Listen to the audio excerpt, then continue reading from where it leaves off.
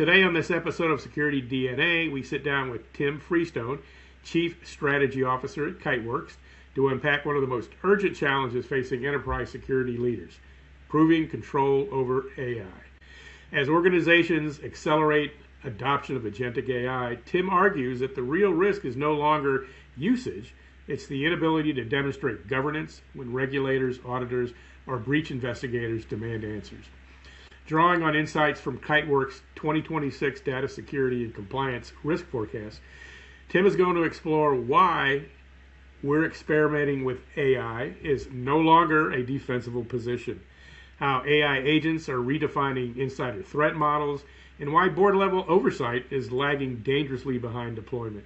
Based in San Mateo, California, Tim is a seasoned strategist and a frequent media contributor known for his sharp, unscripted analysis, bringing clarity, urgency, and no-nonsense perspective to one of the fastest-moving risk domains in security today. So, let's dive right into it. And Tim, I want to thank you for joining us on Security DNA today.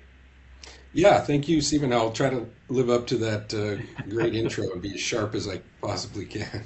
I don't think we're going to have an issue. So, the data that you've shown is that every organization now has agentic AI on their roadmap. Yet core safeguards like purpose binding and kill switches are still under 40%. At what point does we're experimenting with AI stop being a reasonable stance and starts becoming an organizational source of negligence? So the answer to that is yesterday. If a company right now isn't looking at their agent strategy, their AI strategy with the lens of how it could all go terribly wrong, and only through the lens of how can this help us be more productive, how can it ensure our company reaches its shareholder value objectives, then you're just simply behind. And I've been talking about this for 2 years, more than 2 years, to the point where it annoys most people that I interact with, that this was coming. There's no way that you could have started experimenting with AI 2 years ago and not seen this coming. The problem was most people weren't really experimenting with it. They were just denying its existence for quite a long time. I know this firsthand. And it's really been within the last, 2 months that everybody, it's become a front and center that AI and agentic orchestration is a security and risk issue, first and foremost, and needs to be addressed yesterday. When you look at some of the statistics, it's pretty frightening. Probably 100% of the organizations that you talk to out there have agentic AI somewhere in their roadmap. But your stats show that only 37% have purpose binding, and 40% have kill switches. So are organizations deploying agents that they can't constrain or terminate? Yeah, and you have it at two levels, right? You have organizational approved AI deployment, and then you have shadow AI. Right. And in both of those cases, obviously the shadow AI and shadow agents are nearly impossible at this point to apply those types of controls to. So that's a whole nother issue. And then you've got, IT departments deploying Copilot or deploying Claude Cowork and the like.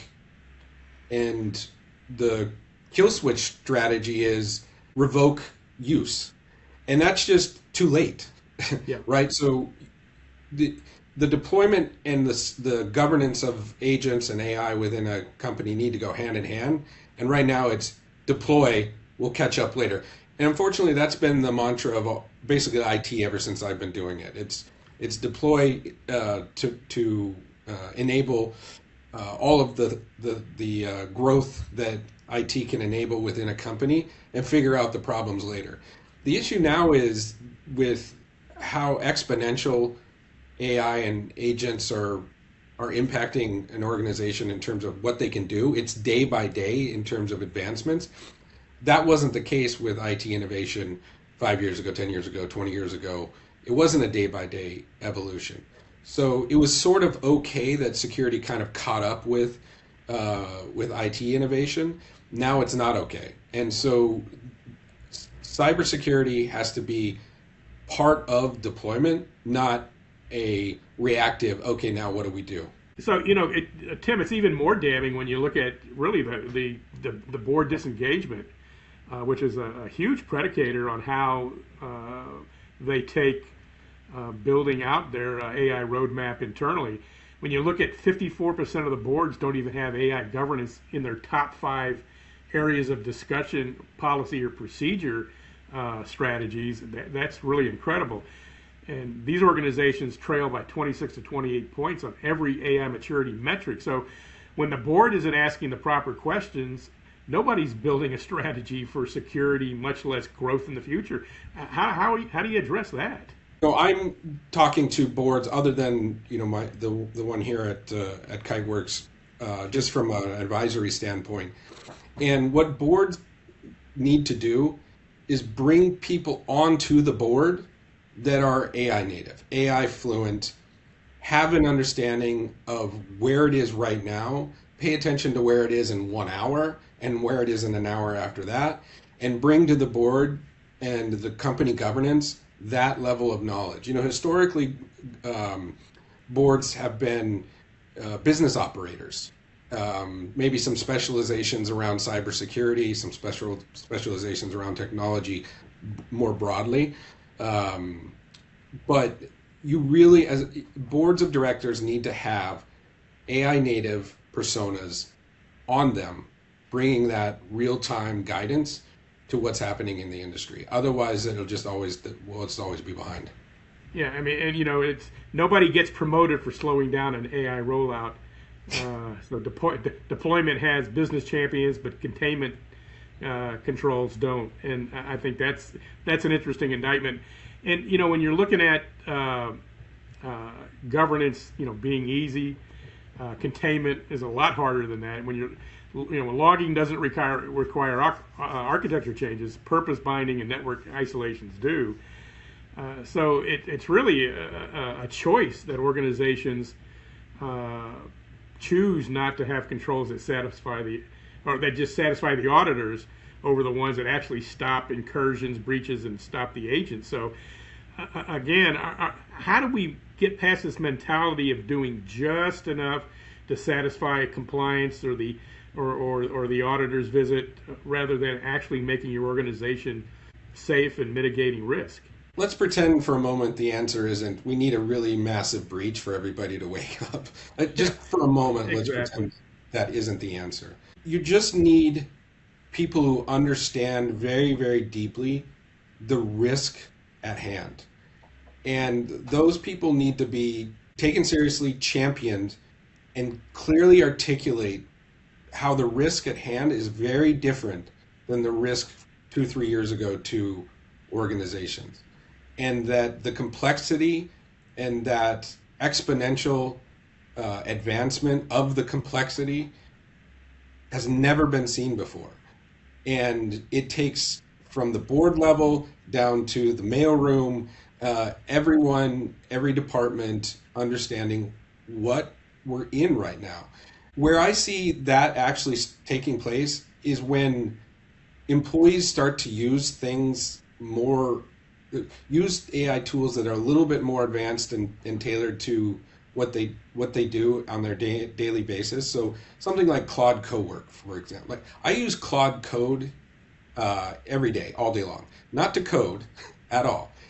I was joking with someone the other day that I don't even use Word or Excel or PowerPoint anymore, the interfaces, to make changes. I just tell Claude Code to go make all those changes. And recently that became Claude Cowork for the masses. And when I see people who are used to doing work a certain way and they just try Cowork and they have it build a 14-tab spreadsheet of a financial model in 10 minutes that used to take 10 months, just that shock and awe, that mind-blowing moment is when they start to realize the power of these systems.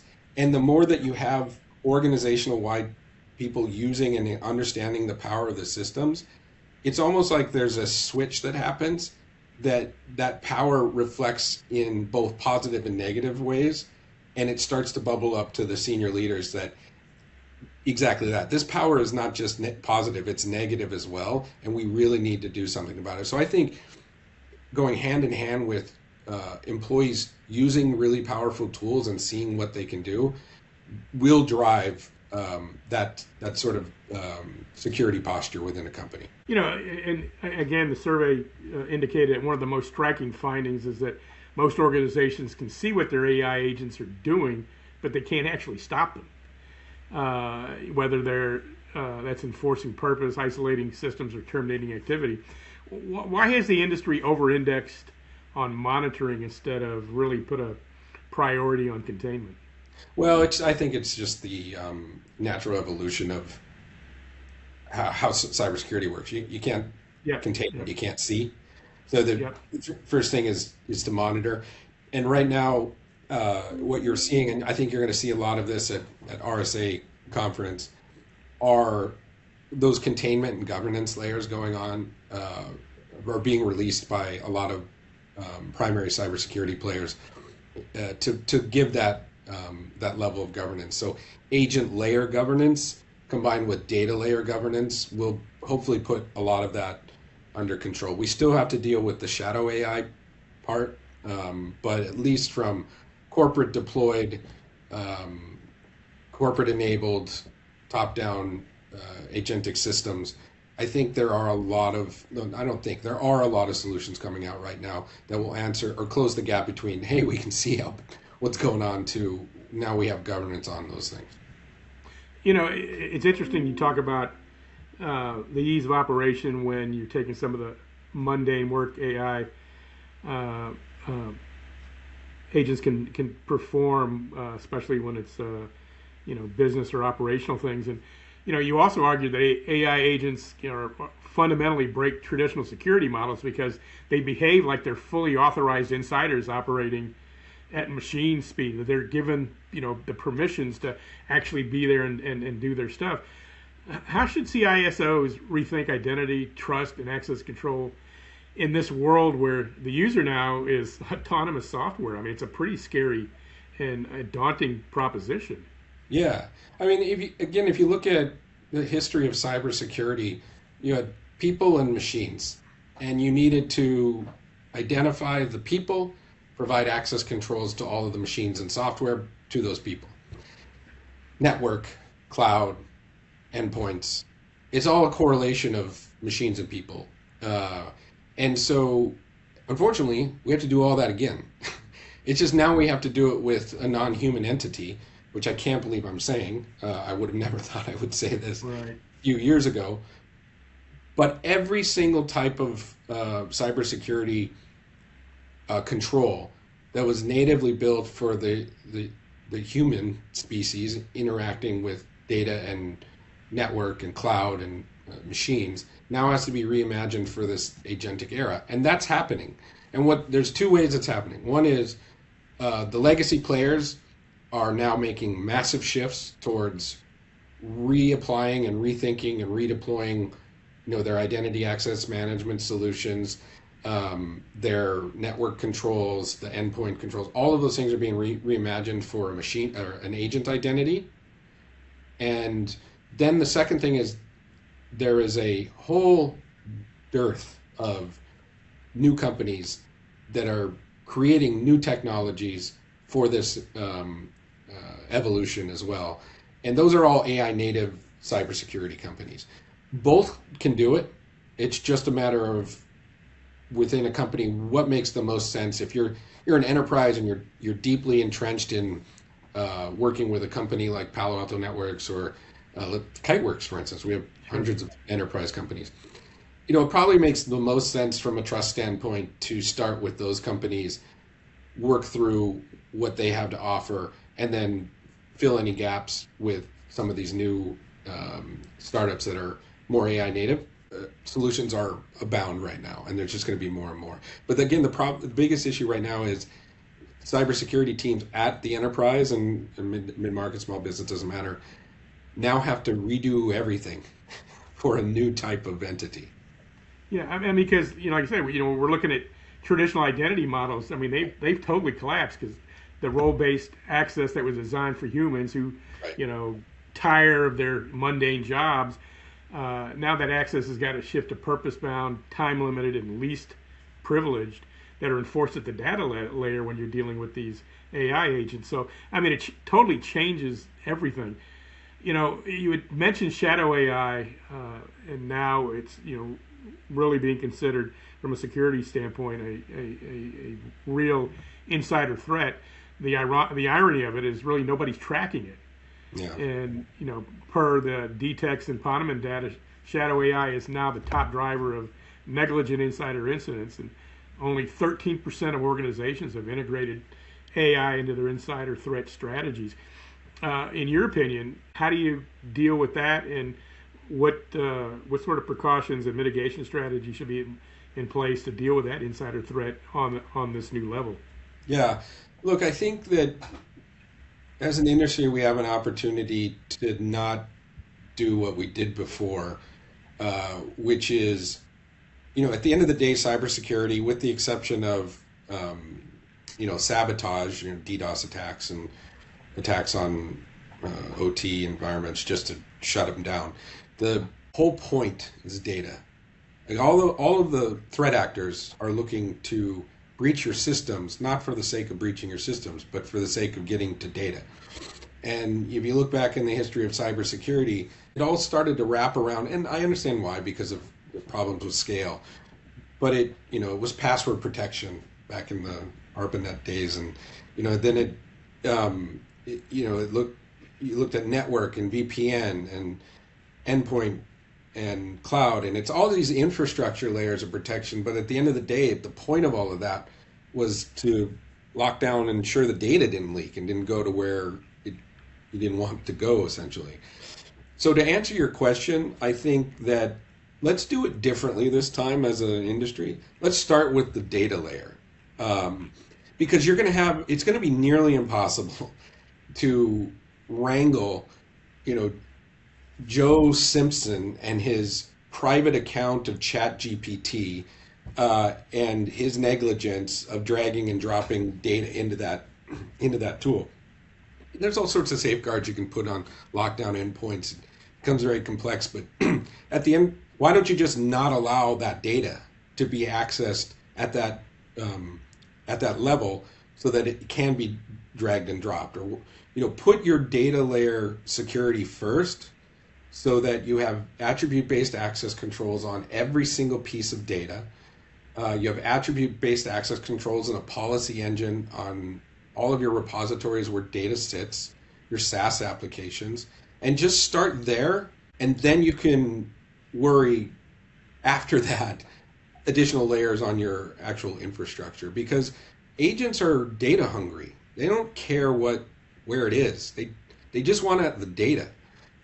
And so we do have an opportunity to solve this problem by focusing on the data layer, and I think you're seeing that actually happen this time with this new threat that companies are looking at, with DSPM. How do we inventory our data? To your point earlier about, how do we get visibility on what our data is and where it's at? DSPM is huge right now, right? And then once you have that, how do you apply controls at the data layer? How do you govern identities of agents to those controls at the data layer once you know what data you have? And I'm seeing that a lot, and I think, coming out of the RSA Conference, all of that's going to come to fruition a lot more cleanly than just, this sort of megaphone of social media posts that we're seeing right now.